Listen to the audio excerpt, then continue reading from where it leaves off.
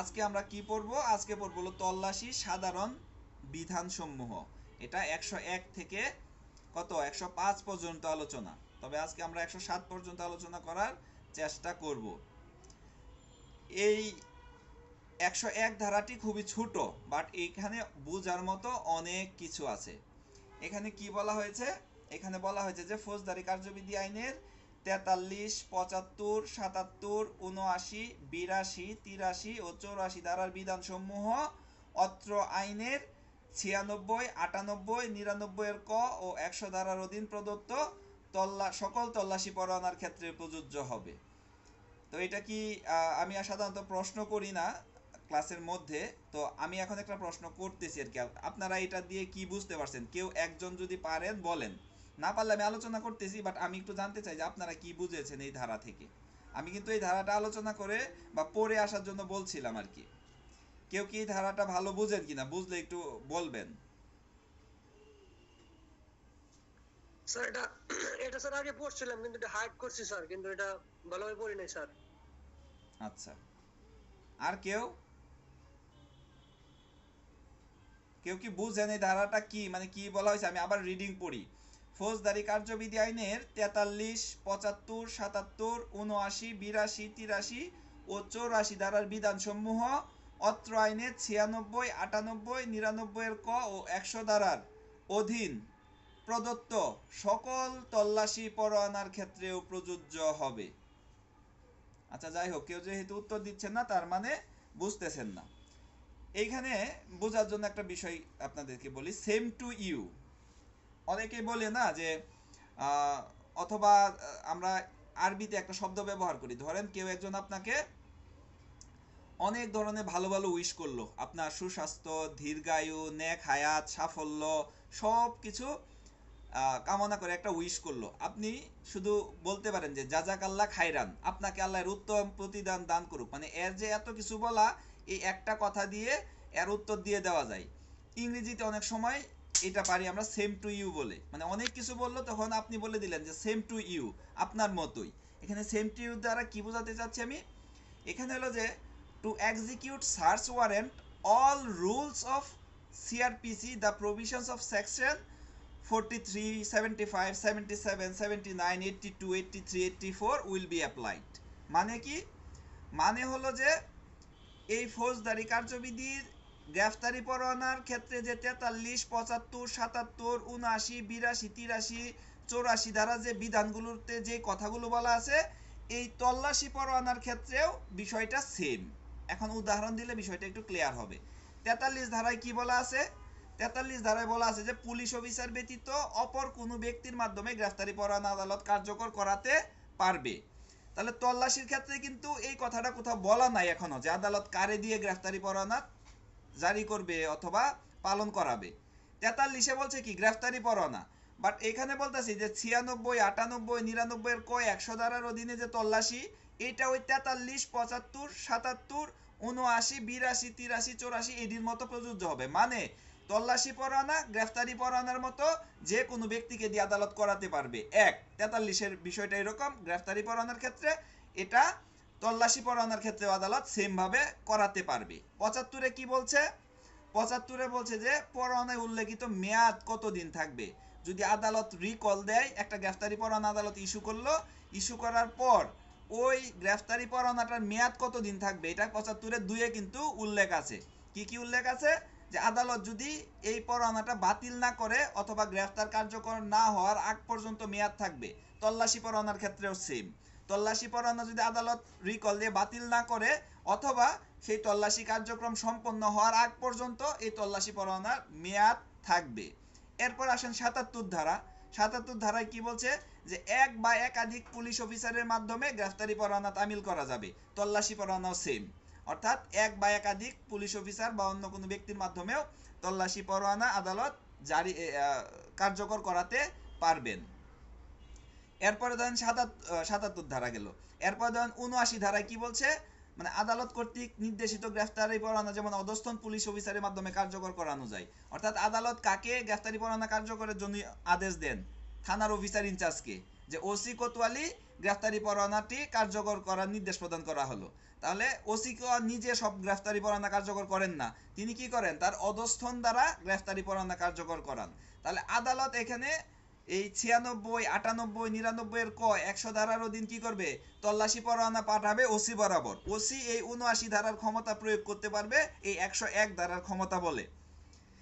এরপরে ওই যে আদালতে সারা বাংলাদেশে যেমন 82 ধারায় কি, 82 ধারা মতে বাংলাদেশে যে কোনো স্থানে গ্রেফতারি পরোয়ানা কার্যকর করা যায়। এইখানে ওই যে তল্লাশি পরোয়ানাও সেম, বাংলাদেশের যে কোনো স্থানে এই তল্লাশি পরোয়ানা কি করা যাবে, কার্যকর করা যাবে।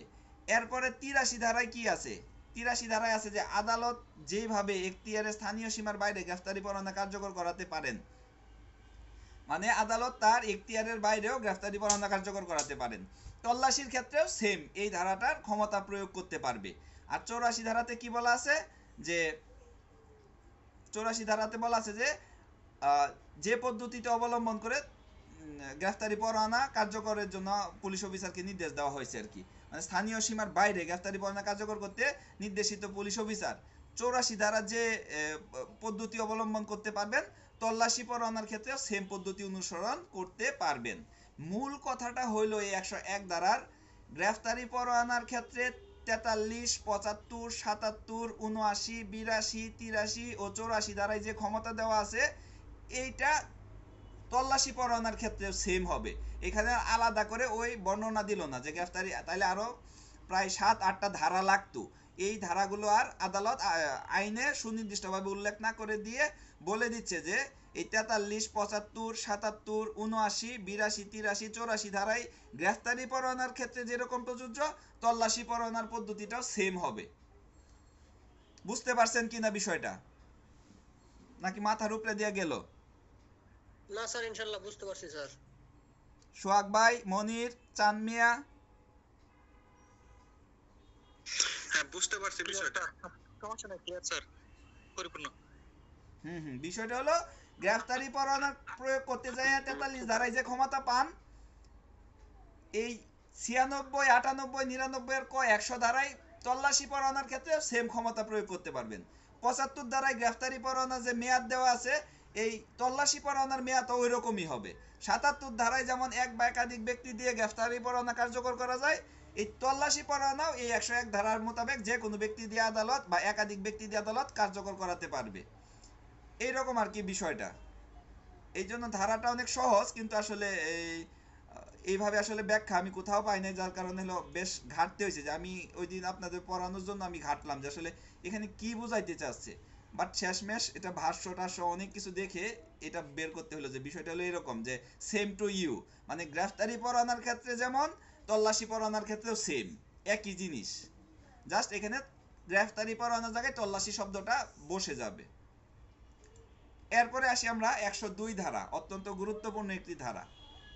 101 ধারা কিন্তু জাস্ট পুলিশ অফিসার হিসেবে আপনার জানার জন্য যে তল্লাশি পরোয়ানার মেয়াদকাল কতদিন, যদি প্রশ্ন আসে তাহলে তো আপনি এটা কোথাও পাবেন না যে তল্লাশি পরোয়ানার মেয়াদকাল কতদিন।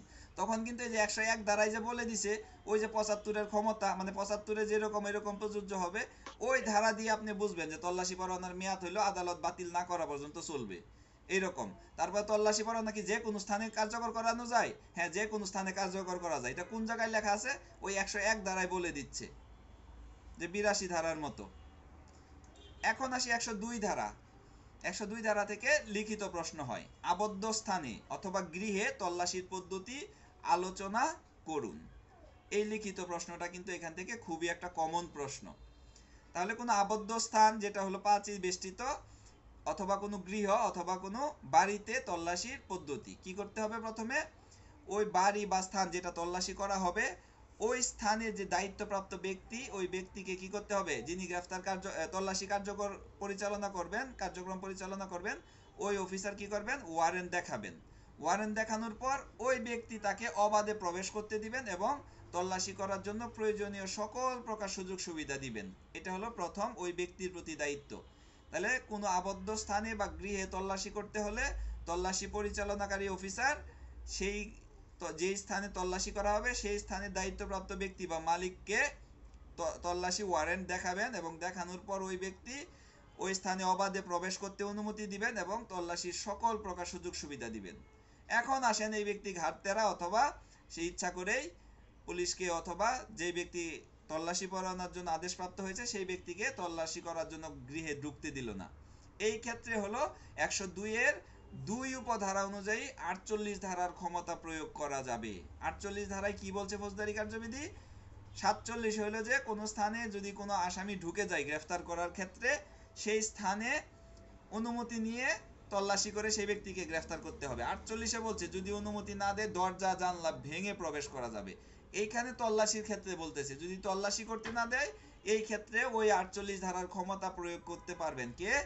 তল্লাশি পরিচালনাকারী অফিসার, উনি এই 48 ধারার ক্ষমতা প্রয়োগ করতে পারবেন। এরপরে কি আছে? এরপরে হলো যে যেখানে তল্লাশি করা হবে, যে বস্তুটার জন্য তল্লাশি করা হচ্ছে, যদি তল্লাশি পরিচালনাকারী অফিসার মনে করে যে ওই জিনিসটা কোনো ব্যক্তির দেহে লুকায় রাখছে, হইতে পারে কোনো ছোট জিনিস, হইতে পারে একটা ডায়মন্ড, বড় একটা ডায়মন্ড 1 কোটি টাকা হইতে পারে, ছোট একটা ডায়মন্ডের দাম 1 কোটি টাকা হইতে পারে, এই ডায়মন্ডটা কোনো ব্যক্তির দেহে লুকায় রাখছে, ওইটার জন্য তল্লাশি করা হচ্ছে। তখন যদি এরকম যুক্তিসঙ্গত কোনো সন্দেহের সৃষ্টি হয়, কেবল তখন ওই ব্যক্তির দেহ তল্লাশি করা যাবে। তাহলে গৃহ তল্লাশি করতে গিয়েও দেহ তল্লাশি করা যায়। তাহলে লিখিত প্রশ্ন যদি আসে গৃহ তল্লাশির ক্ষেত্রে কখন দেহ তল্লাশি করা যায়, তাহলে কিন্তু আপনার উত্তর 102 এর উপধারা 3 এর মধ্যে সীমাবদ্ধ থাকবে। আপনার আর বাকি অন্য কোনো কথা লিখতে বা বলতে হবে না। তাহলে কখন গৃহ তল্লাশি করতে গিয়ে দেহ তল্লাশি করা যায়? যখন গৃহ তল্লাশি করার সময় যে বস্তুটার জন্য তল্লাশি কার্যক্রম পরিচালনা করা হচ্ছে সেই বস্তুটা কোনো ব্যক্তির দেহে লুকিয়ে রেখেছে মর্মে যদি যুক্তিসঙ্গতভাবে সন্দেহের সৃষ্টি হয়, সেই ক্ষেত্রে উক্ত ব্যক্তির দেহ তল্লাশি করা যাবে। তবে যদি ওই সন্দেহভাজন ব্যক্তি নারী হয় তাহলে ফৌজদারি কার্যবিধির 52 ধারার বিধান সাপেক্ষে অন্য একজন নারী দ্বারা শ্লীলতার প্রতি দৃষ্টি রেখে দেহ তল্লাশি করতে হবে। এই ছিল 102 ধারা। তাহলে 102 ধারায় কি কি? 3টা অপশন আছে। প্রথম অপশনটা হলো যে স্থানে তল্লাশি করতে হবে সেই স্থানের মালিক বা দায়িত্বপ্রাপ্ত ব্যক্তিকে ওয়ারেন্টটা দেখাতে হবে। ওয়ারেন্ট দেখালে সেই ব্যক্তি অবাধে প্রবেশ এবং তল্লাশির সকল প্রকার সুযোগ সুবিধা দিবে। 2 নাম্বার, যদি সেই ব্যক্তি সুযোগ সুবিধা না দেয় বা অনুমতি না দেয় ঢুকতে, দরজা জানলা ভেঙে ঢুকে তল্লাশি করা যাবে। 3 নাম্বার, যদি তল্লাশির কালে মনে হয় যুক্তিসঙ্গতভাবে সন্দেহের সৃষ্টি হয় যে কোনো ব্যক্তির দেহে ওই যে জিনিসটার জন্য কাঙ্ক্ষিত জিনিসটার জন্য তল্লাশি করা হচ্ছে সেই জিনিসটা তার দেহে লুকিয়ে রেখেছে, তাহলে কি করতে পারবে? তার দেহ তল্লাশি করা যাবে। তবে সেই সন্দেহভাজন ব্যক্তি নারী হলে ফৌজদারি কার্যবিধির 52 ধারার বিধান সাপেক্ষে অন্য একজন নারী দ্বারা শালীনতার প্রতি বজায় রেখে দেহ তল্লাশি করতে হবে। এই ছিল 102 ধারা। এখন আসেন 103 ধারা, তল্লাশি কার্যক্রম পরিচালনার সময় কি কি পদ্ধতি বা পরিচালনার পদ্ধতিটা কি? কোথাও আপনারা গৃহ তল্লাশি করবেন বা আবদ্ধ স্থানে তল্লাশি করবেন, এই ক্ষেত্রে আসলে পদ্ধতিটা কি? তাহলে ফৌজদারি কার্যবিধি অনুযায়ী যদি কোনো তল্লাশির কার্যক্রম পরিচালনা করতে হয় তাহলে তল্লাশির পূর্বে, খেয়াল করেন, তল্লাশির পূর্বে করণীয় কি আসলেও কিন্তু এইখান থেকে শুরু হবে। তল্লাশির পূর্বে তল্লাশি পরিচালনাকারী পুলিশ অফিসার অথবা অপর কোনো ব্যক্তি যদি পান আর কি তল্লাশি কার্যক্রম পরিচালনার জন্য আদেশ, তাহলে সেই ব্যক্তি কি করবেন? যে এলাকায় তল্লাশিটা করছেন সেই এলাকার 2 বা ততোধিক সম্মানিত নিরপেক্ষ ব্যক্তিকে তল্লাশিতে হাজির থাকতে ও সাক্ষী হতে আহ্বান জানাবেন। প্রয়োজনে কি করতে পারবেন? সাক্ষী হওয়ার জন্য লিখিত আদেশ জারি করতে পারবেন বা আদেশ প্রদান করতে পারবেন। তাহলে তল্লাশি কার্যক্রমের প্রথম কার্যক্রমটাই হচ্ছে তল্লাশির পূর্বে যেখানে তল্লাশি করা হবে সেই স্থানে 2 বা ততোধিক সম্মানিত ব্যক্তিদেরকে সাক্ষী হওয়ার জন্য আহ্বান জানাবেন এবং প্রয়োজন যদি মনে করেন যে মুখে জানাচ্ছেন হাজির হচ্ছে না, নাম উল্লেখ করে ব্যক্তিদেরকে লিখিত আদেশ দ্বারা আপনারা কি করতে পারবেন? সাক্ষী হওয়ার লিখিত আদেশ জারি করতে পারবেন। এরপরে যে এই যে এরূপ সাক্ষীদের উপস্থিতিতে কি করতে হবে? তল্লাশি কার্যক্রম পরিচালনা করতে হবে। গৃহ তল্লাশির ক্ষেত্রে অবশ্যই সাক্ষী লাগবে, তবে দেহ তল্লাশির ক্ষেত্রে সাক্ষী আইনত লাগে না, বাট প্র্যাকটিক্যালি লাগে। আইনত লাগে না কেমন? আইনে বলা আছে যে 51 ধারা যখন আমরা পড়ি কারো দেহ তল্লাশির ক্ষেত্রে, এই ক্ষেত্রে বলছে যে দেহ তল্লাশির ক্ষেত্রে হাইকোর্টের রায় আছে যে সাক্ষী আবশ্যক নয়, কিন্তু আপনি একজন অপরাধীকে ধরছেন মাদকসহ, কোর্টে গিয়ে উপস্থিত হয়েন, সাক্ষী দিয়েন, দেখেন যে কি পরিমাণ হেনস্থার শিকার হইতে হয়, যে কেন আপনি ওই সময় উপস্থিত সাক্ষী রাখেন নাই। ধরেন 2টার সময় রাত্রে টহল ডিউটি করতেছিলেন বা আপনি পরিচালনা করতেছেন, রাতে 2টায় টহল, এখন আপনি এই মুহূর্তে সাক্ষী পাবেন কোথায়? এই ক্ষেত্রে তো আসলে সাক্ষী পাওয়া সম্ভব না পুলিশ সাক্ষী ছাড়া। তো এখানে প্রথমেই প্রশ্ন করবে যে আপনার দেহ তল্লাশি, আপনার দেহ প্রথমে দেখাইছিলেন কিনা তল্লাশির আগে, আপনার দেহে যে কিছু নাই, মানে এখানে ভিলেন হয়ে যায় পুলিশ শেষমেশ আর কি। তো আইনত এই জন্য বললাম যে আইনত 51 ধারায় বলছে যে দেহ তল্লাশির ক্ষেত্রে সাক্ষীর আহ্বান করা প্রয়োজন নাই, বাট গৃহ তল্লাশির ক্ষেত্রে কিন্তু 100% মাস্ট। আপনি সাক্ষী তল্লাশির পূর্বে সাক্ষী আহ্বান করতে হবে, এবং আহ্বান যদি না করে সাক্ষী করেন এটা হলো অপরিপূর্ণ গৃহ তল্লাশি, এর জন্য আপনি দায়ী থাকবেন। তাহলে প্রথমে 2জন তল্লাশি কার্যক্রমে সাক্ষী আহ্বান করবেন, সাক্ষী উপস্থিত হলে এদের উপস্থিতিতে কি করতে হবে? তল্লাশি কার্যক্রম পরিচালনা করতে হবে। দ্বিতীয়ত, তল্লাশি পরিচালনা অফিসার যদি তল্লাশিকালে কোনো স্থান থেকে কোনো জিনিসপত্র পান, তার বিস্তারিত বিবরণ সহ লেবেল টেবেল লাগিয়ে জব্দ তালিকা প্রস্তুত করবেন এবং উপস্থিত সাক্ষীদেরকে এই জব্দ তালিকায় স্বাক্ষর করতে আহ্বান করবেন। এবং এই ক্ষেত্রে এই যে সাক্ষী হলো যেই ব্যক্তিরা, এদেরকে কিন্তু আদালতের বিশেষ সমন ছাড়া তল্লাশির এই সাক্ষীদেরকে আদালতে হাজির হওয়ার নির্দেশ দেওয়া যাবে না। তাহলে কেন দেওয়া যাবে না? কারণ যদি কারণে অকারণে এদেরকে সাক্ষীর জন্য ডাকা হয়, তাহলে মানুষ সাক্ষী হতে চাইবে না, কারণ এটা একটা বিড়ম্বনা। সাক্ষী হওয়া, কোথাও গিয়ে আদালতে হাজিরা দেওয়া, তার ডিউটি থাকে, কাজ থাকে। তো এই ক্ষেত্রে আদালত এই বিশেষ একটা বা আইনে বিশেষ একটা ছাড় দেওয়া হয়েছে সাক্ষীদেরকে আদালতের বিশেষ সমন ছাড়া এই তল্লাশি কার্যক্রমে সাক্ষীদেরকে উপস্থিত হওয়ার জন্য নির্দেশ দেওয়া যাবে না। এরপরে কি, ওই তল্লাশি স্থানের মালিক অথবা দায়িত্বপ্রাপ্ত ব্যক্তি অথবা অন্য কোনো প্রতিনিধি যদি উপস্থিত, তাদেরকে প্রথমে কি করতে হবে? উপস্থিত থাকতে দিতে হবে, যে আপনার বাড়ি উনি কিন্তু সর্বদাই উপস্থিত থাকবে।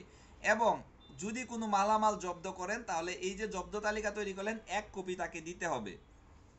তাহলে প্রথম কাজ কি? প্রথম কাজ হলো সাক্ষী আহ্বান করা। দ্বিতীয় কাজ কি? সাক্ষীদের উপস্থিতিতে তল্লাশি করা এবং কোনো জিনিস পাওয়া গেলে তার বিস্তারিত বিবরণ সহ জব্দ তালিকা তৈরি করা, জব্দ তালিকাতে সাক্ষীদের স্বাক্ষর নেওয়া, এবং এই ধরনের সাক্ষীদেরকে আদালতের বিশেষ আদেশ ছাড়া আদালতে হাজির হওয়ার নির্দেশ দেওয়া যাবে না। তৃতীয় কাজ হলো যে তল্লাশিকালে যখন তল্লাশি পরিচালনা করবেন, তখন যে স্থানে তল্লাশি করছেন সেই স্থানের মালিক, দায়িত্বপ্রাপ্ত ব্যক্তি অথবা অন্য কোনো প্রতিনিধিকে সর্বদা উপস্থিত থাকতে দিতে হবে। তাদের উপস্থিতি ছাড়া তল্লাশি করলে সেই তল্লাশি প্রশ্নবিদ্ধ হবে। এবং ওই ব্যক্তি, দায়িত্বপ্রাপ্ত ব্যক্তি যদি কি করে, জব্দ তালিকার 1 কপি চায়, তাহলে একটা কপি প্রদান করতে হবে। এরপরে এই ফৌজদারি কার্যবিধির 102-এর যে 3 উপধারার অধীন কোনো ব্যক্তি যদি দেহ তল্লাশি করা হয়, মানে কি, গৃহ তল্লাশির সময় কোনো ব্যক্তির দেহে কোনো জিনিস লুকিয়ে রেখেছে মর্মে যদি যুক্তিসঙ্গত সন্দেহের সৃষ্টি হয়, সেই ক্ষেত্রে এই দেহ তল্লাশি করে কোন জিনিস পাওয়া গেলে এটা হেফাজতে নিয়ে একটা জব্দ তালিকা প্রণয়ন করতে হবে। এবং সেই ব্যক্তি, অর্থাৎ যার দেহ তল্লাশি করে জিনিসটা পাওয়া গেছে, সেই ব্যক্তি যদি অনুরোধ করে তাহলে জব্দ তালিকার একটা অনুলিপি তাকে প্রদান করতে হবে। 103-এর 4 উপধারায় 102-এর ক্ষেত্রের বিবরণটা আসছে। 102-এ গৃহ তল্লাশির ক্ষেত্রে দেহ তল্লাশি করা যায়। যদি এইরকম দেহ তল্লাশি করা হয়, তাহলে তার দেহ থেকে যে জিনিসটা পাওয়া গেল সেটা জব্দ তালিকা প্রণয়ন করতে হবে, এবং সেই ব্যক্তি যদি চায় তার একটা অনুলিপি তাকে প্রদান করতে হবে। এরপরে 5 নাম্বার উপধারায় এখান থেকে একটা প্রশ্ন হয় যে কোনো ব্যক্তিকে তল্লাশি কার্যক্রমে সাক্ষী হওয়ার জন্য আহ্বান করা সত্ত্বেও যুক্তিসঙ্গত কারণ ব্যতীত যদি সাক্ষী না হয়, তাহলে ওই ব্যক্তির অপরাধ কি এবং পুলিশ অফিসার হিসেবে আপনার করণীয় কি। অর্থাৎ আপনি তল্লাশি কার্যক্রম পরিচালনা করতে গেলেন, কোনো ব্যক্তিকে সাক্ষী হতে আহ্বান জানালেন, সেই ব্যক্তি সাড়া দেয় নাই, লিখিত আদেশ দিলেন, তারপরেও সেই ব্যক্তি সাক্ষী হইতে আসে নাই। এই ক্ষেত্রে আপনি কি করতে পারবেন পুলিশ অফিসার হিসেবে, আর ওই ব্যক্তির কি অপরাধ হবে? তাহলে যুক্তিসঙ্গত কারণ ব্যতীত লিখিতভাবে আদেশ দেওয়ার পরেও যদি কোনো ব্যক্তি তল্লাশি কার্যক্রমে সাক্ষী হতে অস্বীকার করে অথবা হাজির না হয়, সেই ক্ষেত্রে তিনি পেনাল কোডের 187 ধারা মোতাবেক অপরাধী হবেন। ওই যে 42 ধারা পড়ছিলাম আমরা শুরুতে, কোনো ব্যক্তি যদি তথ্য না, পুলিশ অথবা ম্যাজিস্ট্রেটকে আইনসঙ্গত সাহায্য প্রার্থনার পরেও যৌক্তিক কারণ ব্যতীত সাহায্য না করে সেও কিন্তু এই 187 ধারা মোতাবেক অপরাধী হয়। এইখানেও সেম, পুলিশ অফিসার অথবা অন্য কোনো ব্যক্তি যিনি তল্লাশি কার্যক্রম পরিচালনার জন্য আদেশপ্রাপ্ত হয়েছেন সেই ব্যক্তি যদি লিখিতভাবে আদেশ দ্বারা আহ্বান জানায়, এরপরেও যদি কোনো ব্যক্তি যুক্তিগত কারণ না থাকা সত্ত্বেও তল্লাশি কার্যক্রমে সাক্ষী হতে অস্বীকার করে অথবা হাজির না হয়, সেই ব্যক্তি পেনাল কোডের 187 ধারা মোতাবেক অপরাধী হবেন। এখন পুলিশ অফিসার হিসেবে আপনার কাজ কি? আপনার কাজ হলো ওই ব্যক্তির বিরুদ্ধে এই 103 ধারা মোতাবেক পেনাল কোডের 187 ধারা অনুযায়ী কি করতে হবে? নন এফআইআর প্রসিকিউশন দাখিল করতে হবে। তাহলে নন এফআইআর প্রসিকিউশন পিআরবি কত? 254। পিআরবি 254 ক্ষমতা বলে আপনি এই 100 ফৌজদারি কার্যবিধি 101-এ এবং নন এফআইআর প্রসিকিউশন দাখিল করবেন 187 ধারা পেনাল কোডের। তাহলে ওই ব্যক্তির অপরাধ 187 ধারায় পেনাল কোডের, আর আপনার কাজ হইল 254 এবং হইল 101 এবং 187। আপনার কাজ কি? পুলিশ অফিসার হিসেবে চাইলে আপনার 3টা ধারা দিতে হবে। আর কোনো ব্যক্তি হাজির হইল না, তার অপরাধ শুধু একটাই, 187 ধারা পেনাল কোড। এই তাহলে এই জায়গা থেকে আরেকটা সংজ্ঞা, যেটা হলো জব্দ তালিকা বা সিজার লিস্ট। সিজ মানে হইল কারো কাছ থেকে কোনো কিছু ছিনাইয়া নেওয়া। সিজ এর সাথে প্রিপোজিশন হয় উইথ, সিজ উইথ। যেমন my mother sees with my mobile, আমার মা আমার কাছ থেকে মোবাইলটা জোর করে নিয়ে গেছে। তাহলে আমরা কোনো কিছু জব্দ করি মানে কি? কারো কাছ থেকে জোর করে এটা নিয়ে যায়, বাট আইনসঙ্গত উপায়ে। এই জন্য এটাকে বলে সিজার লিস্ট, জব্দ তালিকা, জব্দ করা কারো কাছ থেকে। তাহলে জব্দ তালিকার সংজ্ঞাটা কিভাবে আমরা সাজাইতে পারি?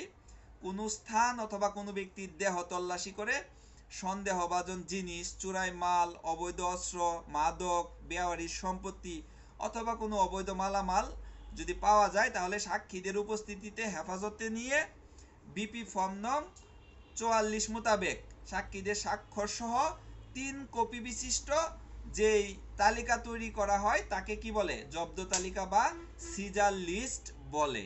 এই সিজার লিস্টের সাথে সিআরপিসি 103-2 আর পিআরবি 280 দিলেই এনাফ। সিআরপিসি 103-2 এবং পুলিশ রেগুলেশনস 280 দিলেই সংজ্ঞাটার জন্য এনাফ। এরপরে আসি আমরা 104 ধারা।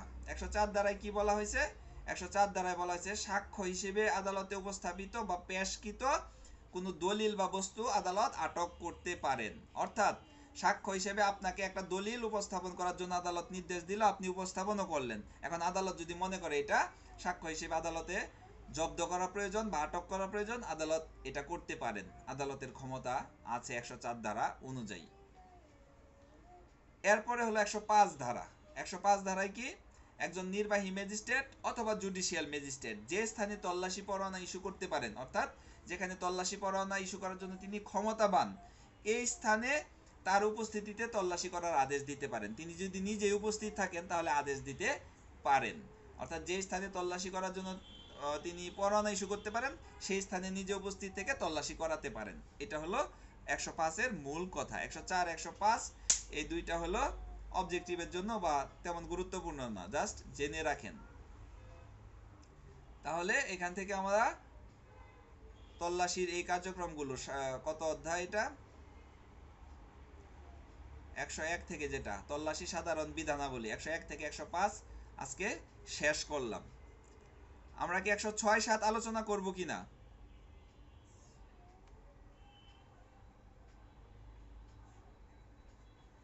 কেউ কথা বলেন, 106-7 আলোচনায় যাব কিনা?